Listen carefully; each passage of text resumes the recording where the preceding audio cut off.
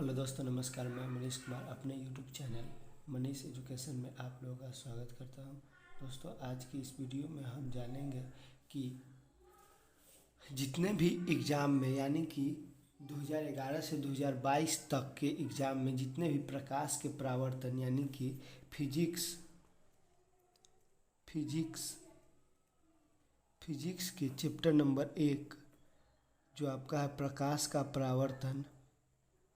प्रकाश का परावर्तन, उसमें जितने भी सब्जेक्टिव क्वेश्चन उससे पूछे गए हैं उन सभी सब्जेक्टिव क्वेश्चनों का आंसर इस वीडियो में हम लेकर आए हैं उस सभी प्रश्न उत्तर के साथ। तो चलिए दोस्तों, अगर चैनल पर नए हैं तो सब्सक्राइब कर ले और बेल आइकन बटन को दबाएं, क्योंकि मेरे एग्ज़ाम से संबंधित बनाए हुए हर वीडियो सबसे पहले आप तक पहुंचे। चलिए दोस्तों, सबसे पहले हमने अपने क्वेश्चन बैंक से प्रत्येक साल का क्वेश्चन को में से 2022, 21, 20, 19, 18 इन सभी के फर्स्ट एवं सेकेंड पाली के एग्ज़ाम के क्वेश्चनों में से प्रकाश के परावर्तन चैप्टर से क्वेश्चन जो भी पूछे गए हैं उन सभी को पहले अलग किए हैं। तो वो सभी क्वेश्चन हम आप लोगों को पहले दिखाते हैं। वो सभी क्वेश्चन जो है, पहला है अवतल दर्पण के उपयोग के कोई दो उपयोग लिखे। तो पहले दोस्तों देखिए, हमारा क्वेश्चन नंबर ये है और उसके बाद है अवतल दर्पण के। चलिए दोस्तों, हम आप लोगों को इस सभी क्वेश्चनों का जो हमने छांटा है, इस सभी क्वेश्चनों का क्वेश्चन आंसर पर चलते हैं। तो दोस्तों यह देखिए, हम आ गए हैं क्वेश्चन आंसर पर। लिए दोस्तों, पहला क्वेश्चन हमारा है प्रकाश के परावर्तन चैप्टर से पहला क्वेश्चन हमारा है जो पूछा गया है कब, जो पूछा गया है आपको 2020 के सेकेंड सीटिंग में। आपको क्वेश्चन नंबर 1 है, गोलीय दर्पण क्या है। एक गोलीय दर्पण की वक्रता त्रिज्या 20 cm है, तो इसकी फोकस दूरी क्या है। तो दोस्तों चलिए, पहले हम गोलीय दर्पण क्या है उसका आंसर देते हैं। तो गोलीय दर्पण वैसा दर्पण जिसका परावर्तक सतह गोलीय हो उसे गोलीय दर्पण कहते हैं। गोलीय दर्पण का मुख्यतः दो प्रकार के होते हैं, पहला अवतल दर्पण, दूसरा उत्तल दर्पण। अब हमको R दिया है और F बताना है। तो हमारा R बराबर 20 cm और F का सूत्र जो होता है, F का सूत्र क्या होता है, R/2। तो हम R/2 करके 10 cm अपना F निकाल लिए। चलिए दोस्तों, अगला क्वेश्चन है हमारा, वाहनों के अग्रदीप के रूप में किस प्रकार की दर्पण का प्रयोग होता है और क्यों होता है। यह क्वेश्चन आपको पूछा गया है 2019 के फर्स्ट सीटिंग में। दोस्तों चलिए आंसर की ओर चलते हैं। वाहनों के अग्रदीप के रूप में अवतल दर्पण का उपयोग होता है। बल्ब दर्पण के मुख्य फोकस पर स्थित होता है तथा परावर्तन के पश्चात दर्पण से किरणें समांतर होकर सड़क पर पड़ती है, जिससे प्रकाश अधिक तीव्र तथा अधिक दूरी तक क्षेत्र को प्रकाशित करता है। अगला क्वेश्चन है हमारा दोस्तों, हम वाहनों में उत्तल दर्पण का पश्च दृश्य दर्पण के रूप में वरीयता क्यों करते हैं। यह क्वेश्चन आपको पूछा गया है 2019 के फर्स्ट सीटिंग में। आंसर है, हम वाहनों में उत्तल दर्पण को पश्च दृश्य दर्पण के रूप में वरीयता निम्न कारण से करते हैं। पहला, उत्तल दर्पण वस्तु का सीधा प्रतिबिंब बनाता है। दूसरा, उत्तल दर्पण का दृष्टि क्षेत्र बड़ा होता है और यह छोटा प्रतिबिंब बनाता है, यानी कि दृष्टि क्षेत्र उसका बड़ा होता है और यह प्रतिबिंब छोटा बनाता है, इसलिए। अगला क्वेश्चन हमारा है दोस्तों, उत्तल दर्पण का प्रधान अक्ष, यानी कि उत्तल दर्पण का प्रधान अक्ष पर रखे प्रतिबिंब के लिए एक किरण आरेख खींचे और प्रतिबिंब की प्रकृति, आकार यानी कि साइज एवं स्थान को लिखे। यह क्वेश्चन आपको पूछा गया 2019 के फर्स्ट सीटिंग में। दोस्तों वीडियो को लास्ट तक जरूर देखें और अपने दोस्तों को शेयर कर दें, जिससे उन्हें भी इन सभी क्वेश्चनों का आंसर पता चल जाए बहुत ही आसानी से। चलिए दोस्तों, आपको बता दें कि हम अब आपको आगे बताएंगे कि इसका जो आपको PDF है कहाँ से मिलेगा। चलिए दोस्तों, वीडियो को लास्ट तक देखें, बने रहिए हमारे साथ।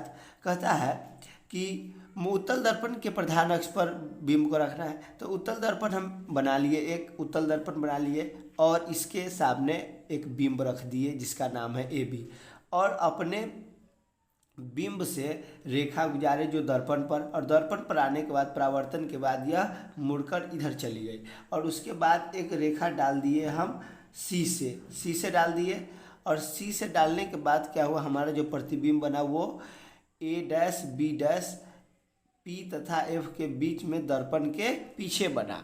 तो चलिए प्रतिबिंब की आकार स्थान लिखते हैं। तो कह रहा है प्रतिबिंब की प्रकृति, पी तथा एफ के बीच, यानी कि प्रतिबिंब जो हमारा बना है वो पी तथा एफ के बीच, वस्तु से छोटा है। देखिए वस्तु बड़ा है और प्रतिबिंब छोटा है।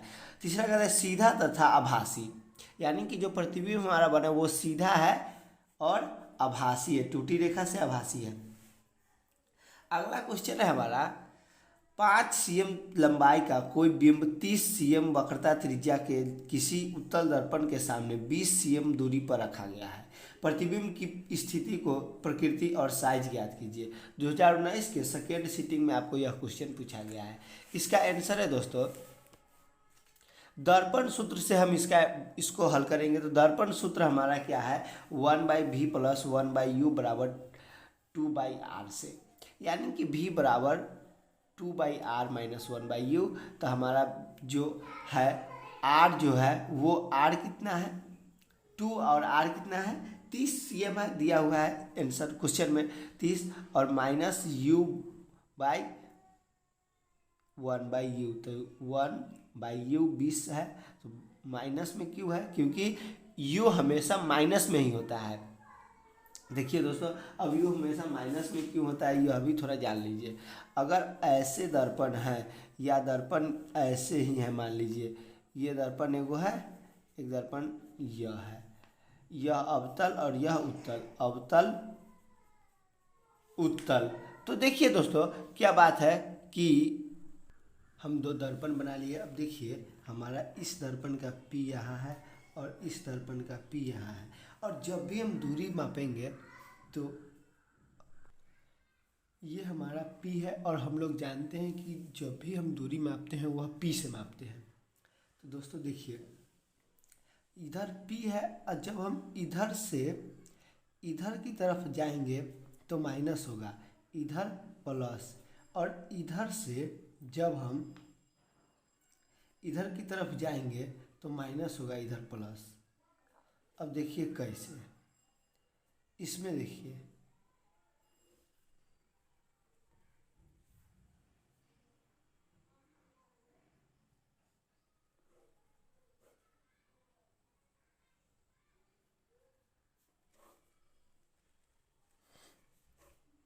ये हो गया, ये आपका हो गया P, और यहाँ भी P। इधर आइए माइनस होगा, इधर जाइए माइनस होगा, माइनस माइनस, इधर प्लस इधर प्लस। इसलिए जहाँ भी होगा U, और U कहते हैं किसको, तो U कहते हैं प्रतिबिंब की दूरी को, प्रतिबिंब की दूरी। चलिए क्वेश्चन पर चलते हैं। अब 2/30 का दिए प्लस 1/20, और इसको जब कीजिएगा तो ये आ जाएगा 7/60, और इस प्रकार से आप सॉल्यूशन कर इसका जब आंसर निकालिएगा तो आपका आंसर आएगा प्रतिबिंब की दूरी 8.57, प्रतिबिंब सीधा तथा आभासी एवं वस्तु से 2.14 गुना छोटा बनेगा, क्योंकि हम इसका मैग्नीफिकेशन यानी कि आवर्धन भी निकाल दिए। चलिए आगे कहता है, अगला आपका क्वेश्चन है गोलीय दर्पण द्वारा, यानी कि क्वेश्चन नंबर 6 है, गोलीय दर्पण द्वारा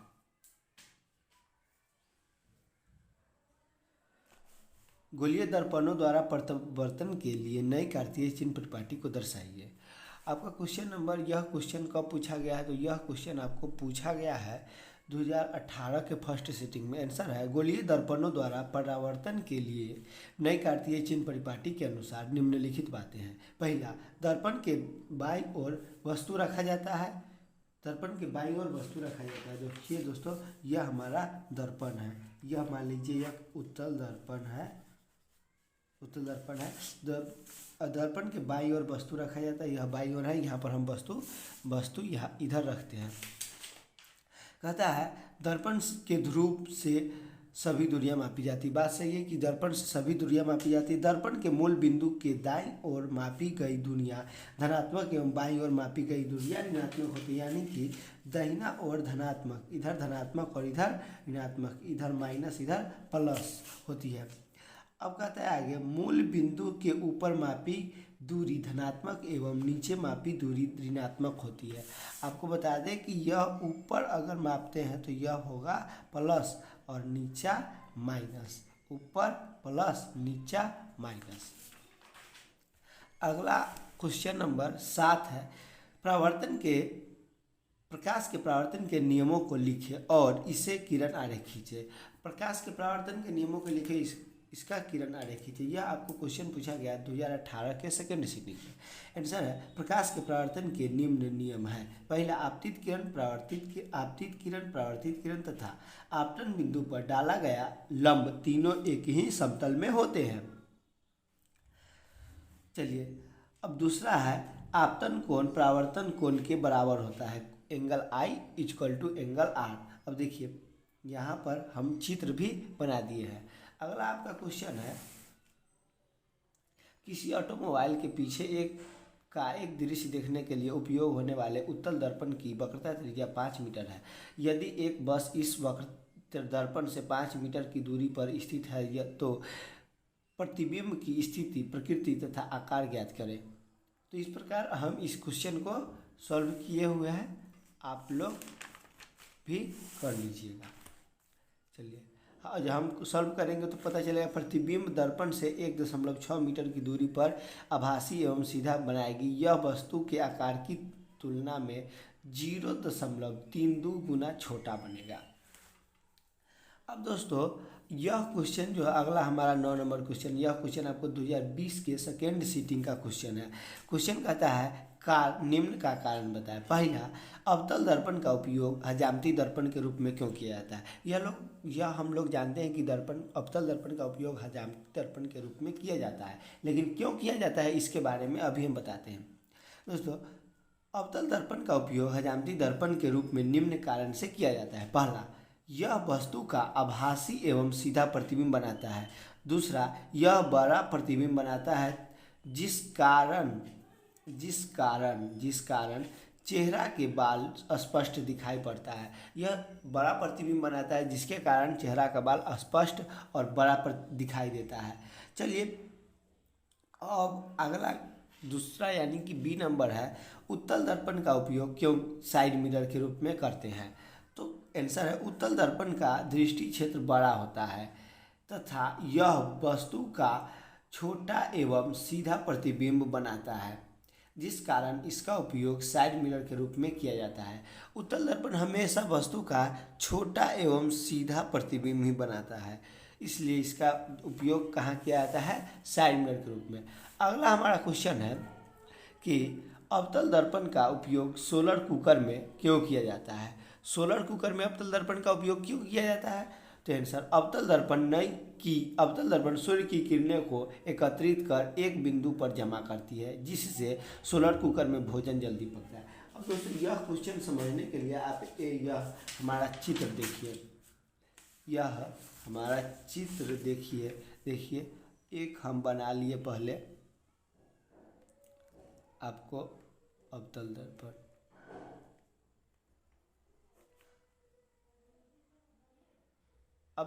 बना लिया। अब देखिए यहाँ पर जब हम लाएंगे तो यह हमारा मान लिए एफ है, तो यह टकराएगा, यहाँ से जाएंगे ले जाएंगे तो यह टकराएगा। तो इस प्रकार से यह जमा करता है, तो यह सूर्य की किरण को जमा करता है जिस कारण भोजन जल्दी पक जाता है, इसलिए सोलर कुकर में अवतल दर्पण का उपयोग किया जाता है। दोस्तों इस प्रकार से हम इस वीडियो में आपको प्रकाश के परावर्तन से पूछे गए सभी प्रश्न उत्तर, प्रकाश के परावर्तन यानी कि जो चैप्टर नंबर 1 है आपका प्रकाश का परावर्तन, उसमें जितने भी क्वेश्चन पूछे गए हैं उस सभी क्वेश्चन का हम आपको बना दिए और बता दिए, उस सभी क्वेश्चन को डील कर लिए। अब अगला अगला अगला वीडियो में हम साइंस के ही दूसरे चैप्टर का क्वेश्चन लेकर आएंगे। तो दोस्तों इस प्रकार से आपका यह इंड यानी कि समाप्त हो गया चैप्टर नंबर 1 का सब्जेक्टिव फिजिक्स का। दोस्तों आपको इसमें कई ऐसे क्वेश्चन होंगे जो आप पहली बार देख रहे होंगे और पहली बार इससे मुलाकात आपको हुई होगी, तो घबराने की कोई ज़रूरत नहीं है। आपको अब बता दें कि आपको यह पीडीएफ कहाँ मिलेगा, तो यह इसका पीडीएफ आपको इस वीडियो के डिस्क्रिप्शन बॉक्स में एक लिंक दिया जाएगा, उस पर आप जाकर इसका पीडीएफ प्राप्त कर सकते हैं। तब तक के लिए दोस्तों थैंक यू, बाय बाय। अपने दोस्तों को शेयर करें जिससे वो भी अपने एग्ज़ाम में बेहतर से बेहतर नंबर ला सके। दोस्तों मिलते हैं अगले वीडियो में। इसी प्रकार आप लोग मेरे चैनल पर को प्यार देते रहें और आगे बढ़ाते रहें।